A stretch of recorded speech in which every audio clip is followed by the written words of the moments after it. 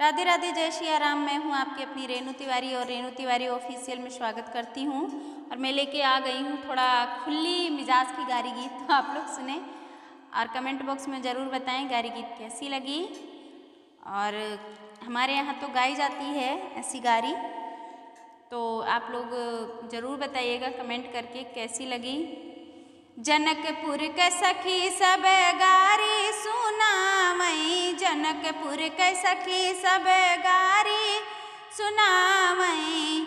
अरे दुल्हा से करथी सवाल बरतिया खाए जा, अरे दुल्हा से करथी सवाल बरतिया खाए जा। हम तो सुने तोहर बहिनी उड़रे गई, हम तो सुने तोहर बहिनी उड़रे गई। लइके चामर मन कारतियनी करी गई, लइके चामर मन कारतियनी करी गई। अरे बहिनी चा बिल्ली का खोजा भातार बरतिया खाए जाय, रे बहिनी ची बिल्ली का खोजा भतार बरतिया खाए जा। अरे लगगा 16वां साल बरतिया खाए जा, लगगा 16वां साल बरतिया खाए जा। माई तोहार रोजे जाए कोहराने, माई तोहार रोजे जाए कोहराने।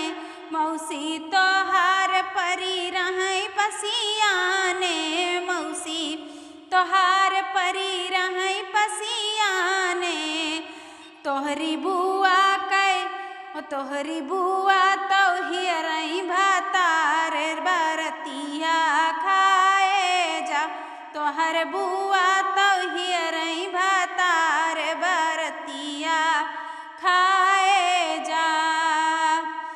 अरे जनकपुर के नारी गावई थी गीत बरतिया खाए जा।